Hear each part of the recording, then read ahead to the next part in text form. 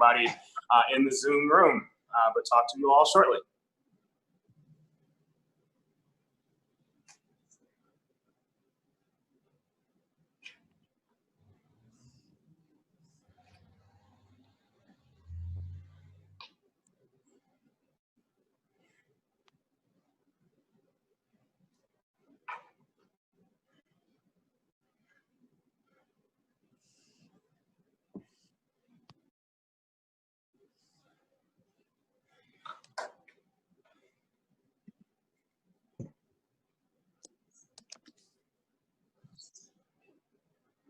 All right, I will get us started. So thank you everybody for joining us this evening. Really, thank you for taking the time. I know it's been quite the week with all the current events, and so I appreciate you all taking the time. Excited to convene this group and to have our special guest today. Again, my name is Marcus Schweitzer. I'm the executive director of our Win the Era effort. We are now in the coming weeks now of helping out our candidates, excited about our slate of 22. So excited about our special guest tonight. And without further ado, I'll kick it over to you, Mayor Pete. All right. Well, thanks, Marcus. As always, to you and the Win the Era team for the great work that you're doing. Thanks, everybody, for joining us on this evening's call. I know this comes at a time of tremendous pain in our country and even pressure on our optimism about the future of the American project, as if we had not already been on our back foot with the response to the pandemic, seeing the killing of George Floyd and the anguish that has unleashed, which of course speaks not only to his loss, not only to police violence, but to all of the dimensions of systemic racism in our country that cannot stand and that remind us why we can't just go back to normal. It's put a great deal of pressure, I think, on our belief that our country can be what we think it is and what we know it has to be. But it also is why I think it's so important that this community of supporters continues to be in touch with each other, continues to lift one another up, and continues to roll up our sleeves and get to work, even if more often than not we have to do it within the four walls of our homes. And that's why I'm thankful for all of you. And it's why I am really excited to introduce my friend Jaime Harrison to you. Let me mention a couple of things that my support for Jaime has in common with my support for Vice President Biden. The first is, as was the case with Vice President Biden, Jaime is somebody I got to know while we were competing for the same position. He and I both had a vision for the future of the DNC. We're both running. He at the time was the very well regarded and successful chair of the South Carolina Democratic Party. And I think it really says something about somebody when you come to appreciate, admire, and ultimately befriend them, even while you're competing. And during and since that effort, I've come to admire Jaime's intellect, his determination to deliver a better life for Americans and in particular for South Carolinians, and what he represents as part of a successor generation of leaders who can really help win the era, as we like to say. The second thing that his race has a little bit in common with the presidential race is what we're up against ought to be motivation enough. In the case of the White House, we got a president who is politicizing the military, who is militarizing politics, who is politicizing religion, who we all know what we're up against there. One of his chief enablers in the United States Senate is Lindsey Graham, and that's who Jaime Harrison is going to send into retirement. And so I think whoever the candidate were against Lindsey Graham, the race would be worthy of attention. But this is not just about what we're up against. That's motivation enough, but this is about what we're for, who we're for. And in Jaime, I see somebody who is going to reflect well on the Senate, on his state, and on what our country could be. And I think if you haven't spent any time hearing him speak or with him up until now, by the end of this half hour, as we get into a conversation, you'll understand exactly what I mean. So having said that, let me keep my opening comments short and turn it over to introduce himself and share a little bit about the state of play. My friend, Jaime Harrison, the next U.S. Senator from South Carolina. Thank you, Mr. Mayor. Thank you so much for your friendship and your support.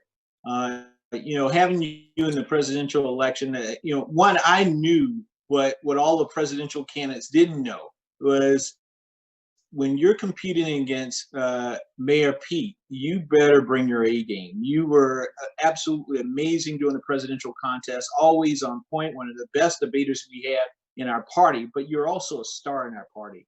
And I so appreciate your leadership, your friendship, and your vision about not only what we can do in order to rebuild our party and how we need to bring everybody with us, but I also appreciate your vision for where we can go as a nation. And so I want to thank you for your friendship and your support of our campaign. For those of you who I've not met, welcome. Thank you for joining, being here. Let me just tell you a little bit about our race for the United States Senate, because it's a race about hope. It's about bringing hope back to my beloved state of South Carolina. Our state motto is, while I breathe, I hope. And my life is a testament to that hope. When you think about it, I was the son of a 16-year-old mom. My mom dropped out of high school to have me, and my grandparents took care of me. My grandfather had a fourth grade education. He quit school in order to help his family. He went and worked at a dairy, and he did construction most of his life. My grandmother had an eighth grade education. She quit school because she had to go pick cotton, and then she worked in the textile industry and did domestic work. And so these are two people who didn't have a whole lot economically, but they were rich in terms of their values and their character. They taught me the value of hard work, and they taught me the value of helping other people when you can. And those are the values that are still instilled in me. I was the first in my family to go to college. I went to Yale undergrad, went to Georgetown Law School. I came back home and taught ninth grade social studies, worked to run a nonprofit that helped other low-income kids get into college. And then I went to work on Capitol Hill, where I ran the whip operation for the House Democrats under House Majority Whip Jim Clyburn, where we passed amazing legislation that has impacted the lives of so many people, including the Matthew Shepard, James Byrd hate crimes bill. So much that it has impacted the folks across this country. And so then I did some work in the private sector, and then I came back home and I ran for chair of the South Carolina Democratic Party, becoming one of the youngest and the first African-American to ever serve in that capacity. And now this round-headed boy from Orangeburg, South Carolina, someone who is a testament to the power of the American dream, is running for the United States Senate against Lindsey Graham, a man who's sitting in the Senate and is sitting in a seat that used to be occupied by Strom Thurmond, and before him, a segregationist known as Ben Pitchfork Tillman, a man who would go to the floor of the Senate and talk about the joys of lynching of Black people. I'm running in that race against those folks, not only Lindsey, but against the history, the legacy, the historic pain caused by those folks. And that's why this race is so important, particularly given the times that we're in right now. We can win this race. There was a poll recently that showed we are tied with Lindsey Graham 42-42, and that 56% of the people in South Carolina want somebody different to be their United States Senator. Lindsey is not extremely popular here. People on the left and the right don't like it. And right now, it is time for us to galvanize all of the forces. All of the, as Dr. King said, all of the good people need to stand up and not be silent. And they need to join our effort to bring hope back to South Carolina. So Pete, thank you again for having me, and I'm looking forward to engaging in some conversation with all of you.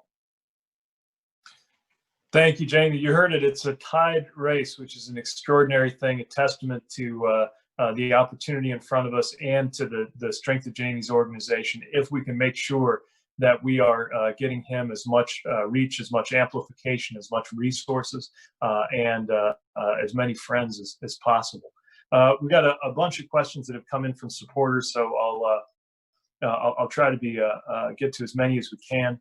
The first from Ann Bartlett in Oregon. She says, Pete, and I'd love to know Jaime's thoughts on this too. She says, would you talk about the recent photo op incident in front of St. John's Episcopal Church and how progressive people of faith can most helpfully respond?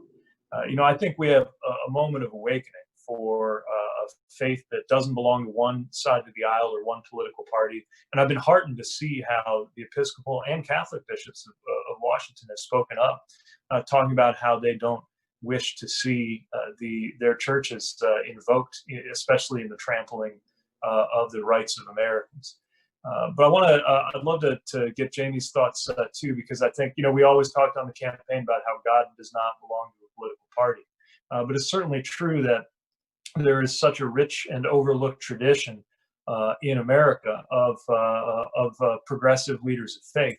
And some of the most memorable experiences that I had on the campaign trail in South Carolina, in particular, were in the Black church. That was the backbone in so many ways of social progress that's been made in America. And I wonder, as you're talking to folks across the state of South Carolina, what they make of this spectacle of the president holding up that Bible, and of his Senate enablers like Lindsey Graham trying to find an excuse for it. Pete, just because you can pick up a Bible doesn't mean that you know how to read it. and in many ways, I don't think the president has ever read it. And if he has, he definitely doesn't understand the words, because, the Bible talks about taking care of the least of these, being our brother and our sister's keepers. And he doesn't live it. He doesn't live it. When we think about the greatest progressive person of faith, or at least in the Christian faith, it was Jesus Christ himself, a man who would feed the poor, take care of the hungry. It's sad to see right now. And what's even worse is we recognize that President Trump does not live by the word that many of us grew up with, what I learned in Bible school. But what is sad to see are all of the sycophants who tie themselves into knots, into pretzels, to try to defend something that they know is not right, that they know that is immoral. And that's the hard part right now. And and really it's the scary thing. And so I think what we have to do as a party, and particularly folks of faith, is not only to tell people about our faith, but to show it to them, right? I believe in the power of showing and not telling. So if it's about feeding the hungry, then let's do that. If it's about educating folks, then let's do that. If it's about housing people, let's do that. Let's do it through our actions and not just our words. And that's why we right now on the ground here in South Carolina are doing things that we're showing people what our values are.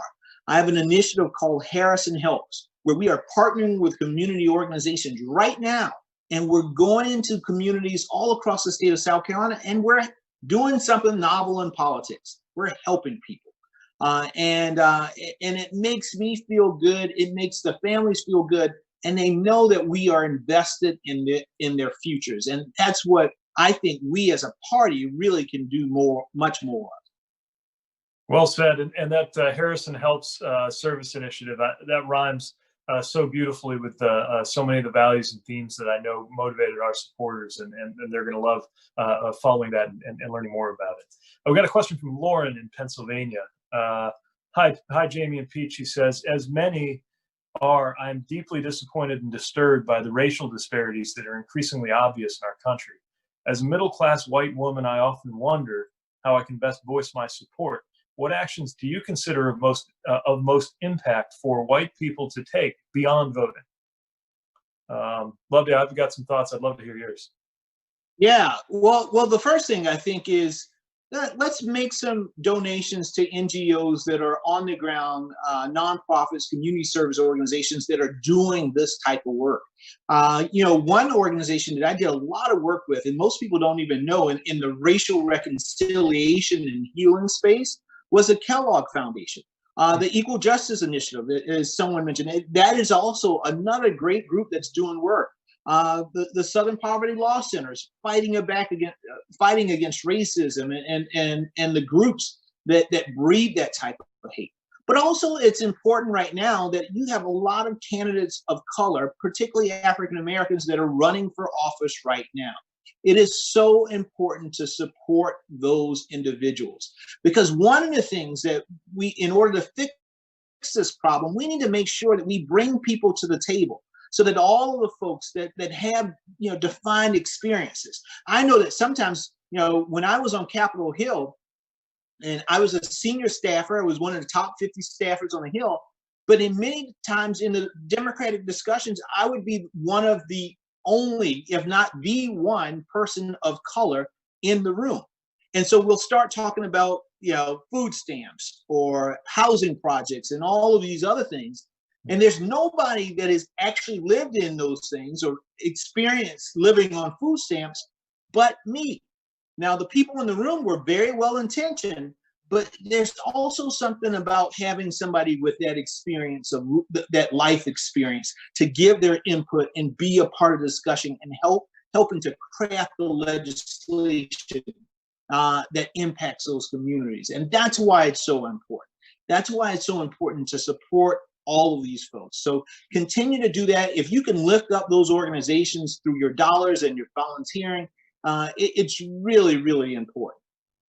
Well, let me echo that. I think those are all great examples of concrete steps, great initiatives and organizations that are going on out there that are making a difference, and representation, supporting representation through campaigns. Yes, voting, but also the activism, win the era, seeking to be intentional about supporting candidates of color, and making sure also that we're supporting professionals, especially in the political space. And I think that's one reason, Jaime, your story is so compelling as somebody who, as a party leader, as a congressional staffer, really opened doors and found your way. That's going to give you such important perspective as a member of the Senate on the floor there. Let's go to a question from, I think, a really interesting and important question that I know is part of what's at stake in South Carolina with your attention and focus on education. Elliot in Maryland says, with schools closing, students are seeing our education disrupted. And as the potential for closures to go into next year, we're concerned about missing crucial material. How do you see the disruption of thousands of students' educations impacting our recovery and our educational policy going forward? That's a great question. One of the things that the pandemic has shown us, it's brought to the forefront the educational inequities that had already existed. And we particularly see that in some of the rural parts of South Carolina.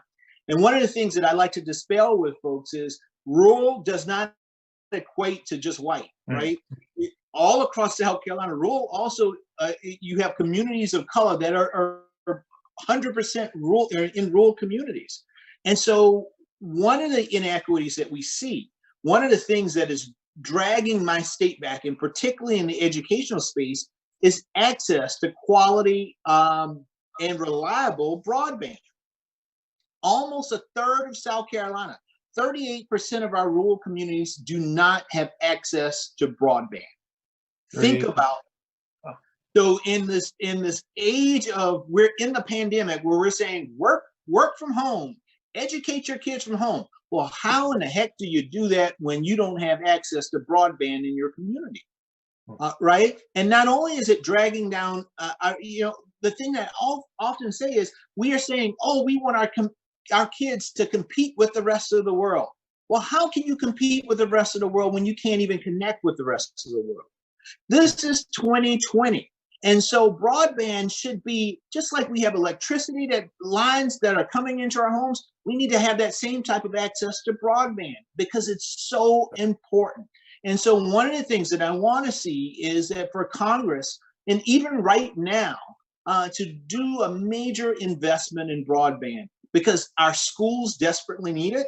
The communities need it in order to compete. And then we can talk about funding and how our teachers are not paid what they deserve to be paid. I hope people get a new appreciation for what teachers do just by being home in this period. As a former teacher, I definitely have a whole new appreciation of them because it's hard. It's hard work, and they do a great job. But we need to pay them based off of the quality work that they do. And so there's so much there that we can peel back. But we need a Secretary of Education in this country who actually gives a damn about education. That's right. And so, our first thing, if anybody wants to improve education, let's get Joe Biden in the White House. And that's the first major step that we can take to making education a better thing here in the United States. Well said. Let's go to Lisa in Tennessee. She says, many felt, including me, that the Douglas Plan represented the most comprehensive approach to addressing systemic racism in our country. Any reflections on that plan and the prospects of it forming the basis of future legislation? So I'll make a short remark, and I'd love to know, the Douglas Plan was the way our campaign believed we needed to take a comprehensive set of steps to address systemic racism in every dimension, from economic empowerment to education and some of the issues you were just talking about, to health and the health disparities that we know of, and had really moving conversations in South Carolina, in particular in Charleston, about, to access to democracy itself and the ability to vote, voter suppression, housing, all of these things, certainly the criminal legal system, all of these things connected. So just a quick word about the Douglas Plan itself, and then I'd love to know how you envision tackling some of these issues as a senator. But what I'll say is that so many of these ideas have found their way into, I think, the DNA of the party, and certainly the Biden campaign is running with them. Of course, many of them were gaining traction before we had our way of expressing them, although I'm proud of it because of course, in my biased opinion, it was the best presidential campaign approach to bringing this into a comprehensive vision. But those ideas absolutely live on, whether they're connected to the brand name of our campaign or the Douglas Plan or not. But Jamie, looking at how all of these things are connected, and how a part of what's brought us to this point is our country's inability to really confront the roots and the interconnected nature of systemic racial inequality. What are some of the first things you believe as a senator you could act on and work with Senate colleagues in partnership with President Biden to deliver? Well, Pete, let me just say, as it relates to your Douglas Plan, I am so happy. I remember when you released that, and I read it for the first time. I mean, it was a game changer, and I appreciate you and your leadership in terms of actually putting that out there. I mean, from the issue of voting rights, I agree with you. We got to end the scourge of voter suppression that threatens our democracy. And one of the things that I want to do in that space is, when I become a United States Senator, I want to increase criminal penalties and have it be for secretaries of state who actually actively go out and suppress voters in their states.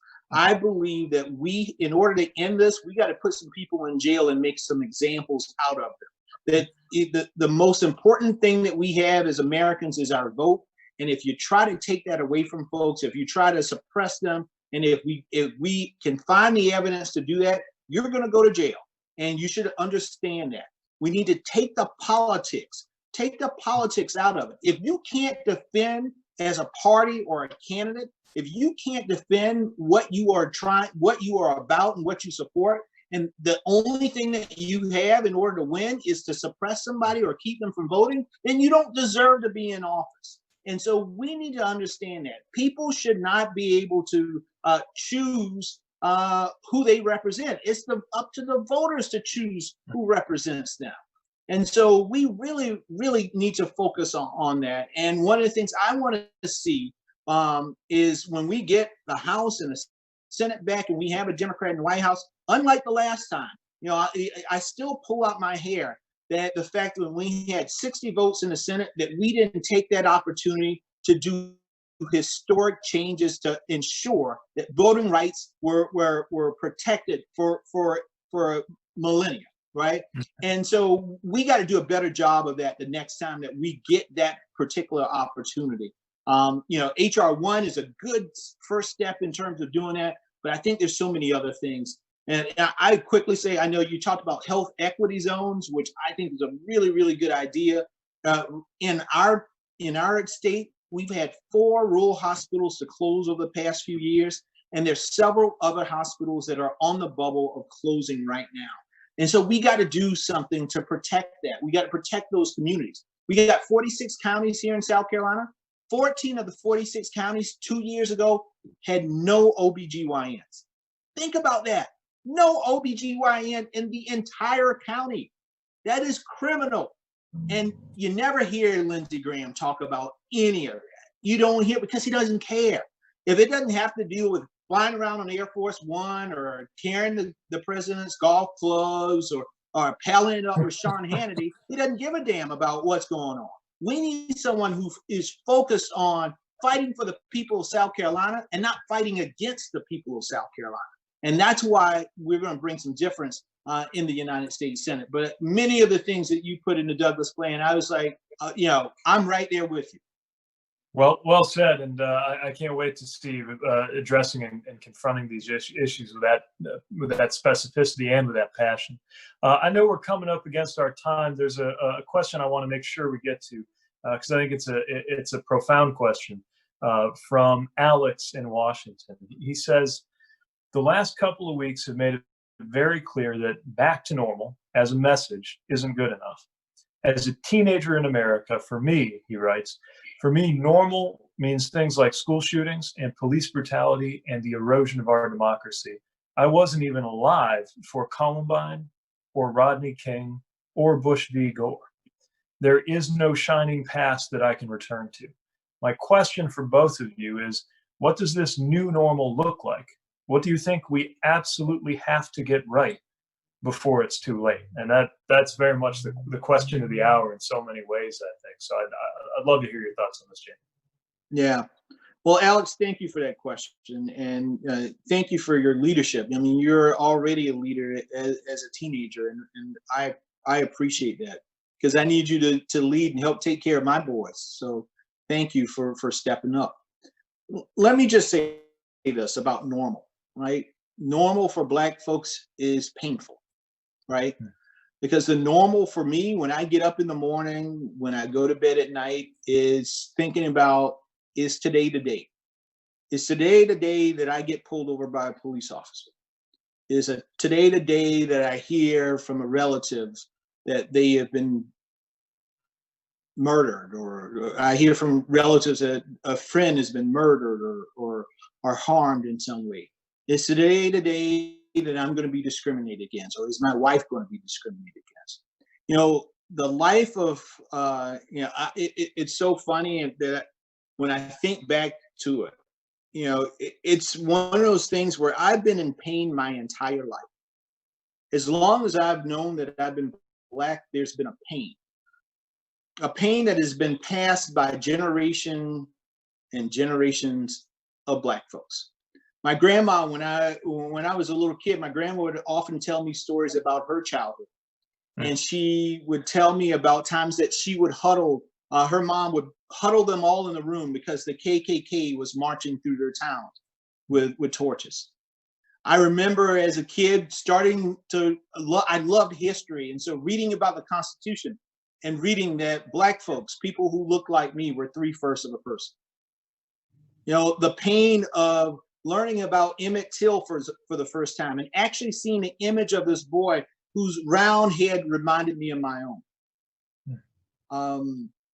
Or hearing about the Orangeburg Massacre, where college kids on their campus, just protesting for equality, were shot, killed in cold blood by members of the police force here in South Carolina. That is part of the pain that Black folks, Black communities have carried for generations upon generations upon generations. And it was this moment, because we've had all of these situations, from the Mother Emanuel situation, when my good friend lost his life, Clemente Pinckney, to the Walter Scott who got shot in the back by the police officers. But this moment with George Floyd, I think it was the straw that broke the camel's back for the Black community in this country, because they were just tired of the pain. We had been living with the pain. It had been so persistent that we just lived with it. But I don't think people are willing to live with it anymore. So things have to change. The normal has to be thrown away and be rebuilt from the start. And so there's so much that we have to do, from how we reform policing in this country to how we make sure that there's equity and fairness in housing and banking and all aspects of life in America. Black folks aren't asking for more than anybody else. They're just asking that those words of Thomas Jefferson in the Declaration of Independence, that all men and women are created equal actually means something. That's just not beautiful prose, but actually means something. And that's what we need. That's what we need. So when we say Black Lives Matter, that's what we mean. It's not that other people's lives don't matter. We're just saying we matter too. We matter too. And we want it to be treated just like everybody else. We want to make sure that the hopes and dreams of our kids are just like yours. Some folks told me the greatest myth that they have, they hate when they have to tell their kids about Santa Claus or the Easter Bunny and how it robs their innocence. Well, think about being a Black parent and you have to tell your kid about the possibility that they could be killed or hurt just because of the color of their skin. That's the type of innocence that we have to rob our kids of. And it's not right, it's not fair, and we're not going to tolerate it anymore. So well said, so powerful, and thank you for speaking in such a clear and personal and candid way to what has to change. It's there's not much I can add to that. It's a reminder of how there's no going back to the old normal. Whether we're talking about the eruption of anguish in response to the killing of George Floyd and so many killings, whether we're talking about the way that a pandemic, a virus has exposed and exploited the inequalities and the discrimination that are so woven into the life of this country. This is now an issue of such urgency that we can't go on, literally can't go on as a country until we confront it and do it in a real way. And while some of this has been years or even centuries in the making, this is one of those moments, one of those fork in the road moments where our country is going to decide, as Alex says, before it's too late, to actually confront systemic racism, to actually hear that pain and decide that an America that cannot meet that utterly reasonable demand of an equal life and lives being valued equally is not an America. America that can't do that is not one we want to live in, and not one we're willing to go back to. And if we can't face that and address that, then all the other issues we've got to contend with before it's too late, like climate change, like LGBTQ equality, like education, like moving our country. How can we possibly do that if we can't even establish that this is a country that values Black lives equally? This is a test of what our country is made of. And I'll say, I'll end where I began. I think everybody who just heard Jaime speak understands why when I'm looking for optimism, when I'm looking to be buoyed, it's seeing the kinds of leaders we could have. Of course, it would be a good day in America to remove Lindsey Graham from the United States Senate. But we're not just talking about going from negative to neutral. Think about the voice you just heard, the passion and the intelligence that you just saw speaking on the floor of the United States Senate, and what that would mean for our country. That's giving me hope, even in this tough moment. So I thank you, Jaime, for the stand that you're taking, for the race that you're running. I think you earned a whole bunch of new supporters and friends this evening, and I know that our Win the Era community is going to be there at your side to make sure that we have cause to celebrate in November and then get down to work. Thank you, my friend. Thank you for being in my corner. It means a whole lot, and I really appreciate you, Pete. And the country needs your leadership. So thank you for not standing in the corner and getting back on the field. I really appreciate that. We're here to help, and I'm excited to do it. Thank you. Thank Keep you. it at it. Thank you, my friend. Take care, everybody, and be safe. Thanks, everybody, for joining. Take care.